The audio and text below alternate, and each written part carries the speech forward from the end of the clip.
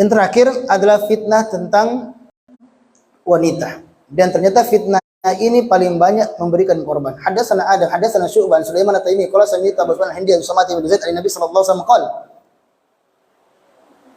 "Ma taraktu ba'di fitnatan adar 'ala rijal min nisa." Intinya di sini tidak ada fitnah yang paling berbahaya bagi laki-laki umumnya melainkan fitnah wanita. Sahih Bukhari nomor 5096. Dan ternyata banyak menelan korban. Ingat kisah ahli ibadah dalam kitab tafsir itu? Ahli ibadah yang ratusan tahun beribadah kepada Allah, ujungnya mati dipenggal dan menyembah kepada setan, sujud kepada setan meskipun cuma satu kali, tapi itu akhir kehidupannya. Gara-gara apa? Gara-gara perempuan. Mengatakan, kalau kisahnya kan, daripada repot tuh perempuan, biar misalnya taruh di luarnya. Siapa tahu perempuan itu merasa kesepian, gak ada teman bicara, dia coba tanya kabarnya. Akhirnya terjatuhlah pada perzinahan. Bingung karena berzina, apa caranya? Gimana caranya menutupi keburukannya? Dibunuh. Ya, sampai ujungnya pokoknya ketahuan. Jadi hati-hati. Ya, dan ini bukan terjadi hanya jomblo saja, tapi juga yang sudah menikah. Saya lihat di wajah-wajahnya. Oh iya.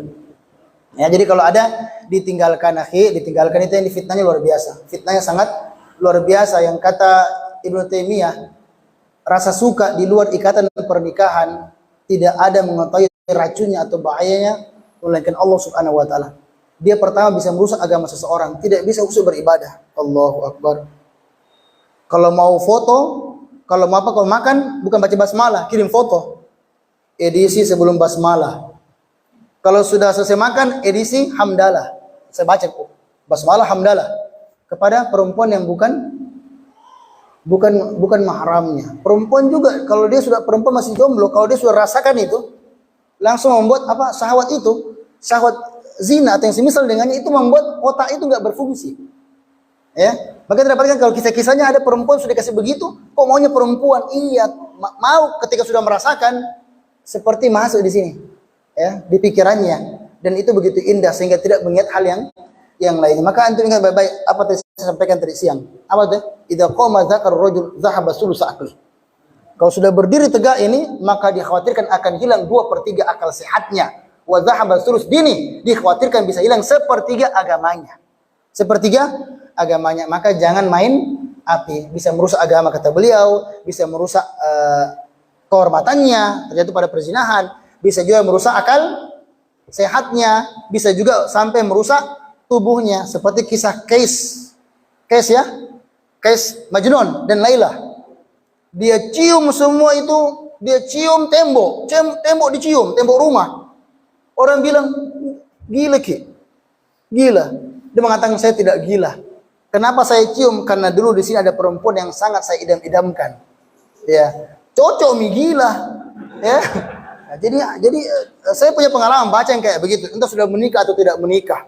Ya, entah dia suka sama janda, perawan, atau bahkan kepada istrinya orang. Ini saya banyak mendapatkan kasus-kasus yang seperti ini. Kenapa? Karena dia fitnah syah. Memang nyaman. Ini kalau dikirim chat kayak kita perasaan itu nyaman. Ya, sangat menyejukkan. Kata-katanya begitu perhatian. Dia begitu peduli. Ternyata ujung-ujungnya PPKM Tonji pernah peduli kemudian menyingkir. Ya. Dia hanya memberikan kepadamu ketikan dan bukan perasaannya, sayangnya kau terlalu percaya, sementara dia hanya bercanda. Nah, itu kan kalau itu anak-anak muda ya. Ya, ternyata yang pelakunya juga laki-laki, ya. Lah ada perempuan saya baca tulis itu. Aku telah berharap dengan segenap rasa dan harapan, tapi harapanku dikubur paksa oleh seseorang yang namanya telah terukir dalam ruang hati. Ya, sakit di jiwa, sempit di raga, seakan telah menjadi teman setiaku. Aku itu ya, coba itu.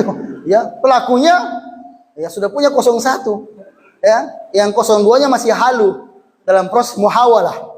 Ya, silahkan itu antum ada kebutuhan, terutama kecil perempuan silahkan. Tetapi ingat caranya benar, caranya bertanggung jawab. Jadi jangan main api. Intinya kata beliau sabar Ki. Kalau memang tertarik sabar.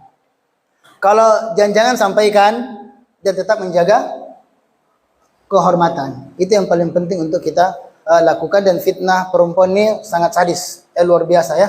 Dia indah tetapi bisa menjadi korban. Maka caranya gimana untuk kita selamat? Kesimpulannya, pertama, banyak berteman dengan orang-orang soleh, karena kata para ulama kita, istaqsi bisdaqal mu'minin fa inna lahum syafa'a yaumil qiyamah. Kata Hasan al-Basri, perbanyak besti-besti, teman-teman yang beriman, karena mereka akan memberikan syafaat pada hari kiamat. Dia akan bantu, ya enggak boleh begitu, ya sabar ki, ya tahan. Itu pertama. Kedua, jauhkan diri kita daripada potensi-potensi syahwat. Yang kata Ibnu Qayyim pada kitab Dakwah Hawan 350, semuanya itu bermula dari mana? Mata. Jadi an-nadhar, pandangan mata yang lihat itu adalah aslu amatil hawadits allati tusibul insan. Itu awal mula yang musibah yang menimpa manusia. Karena pertama dilihat, pas dilihat menghadirkan bersitan. Boleh juga. Itu masih bersitan. Dipikirkan, kemudian dibayangkan. Dibayangkan kemudian muncul keinginan. Keinginan menjadi syahwat. Kalau syahwatnya sudah kuat, jadi apa? La budda an yaqa malam yam la budda an yaqa min al-fil malam yamna'hu man, kata beliau. Pasti akan terjadi selama tidak ada halangan. Makanya hati-hati ya dengan hal-hal yang seperti ini. Caranya jaga pandangan tak, ya. Komunikasi juga jaga baik-baik, ya. Perempuan diajarkan jangan sampai komunikasinya memancing-mancing, ya. Bisa menggetar-getarkan, bisa menghidupkan. Jadi perlu dijaga.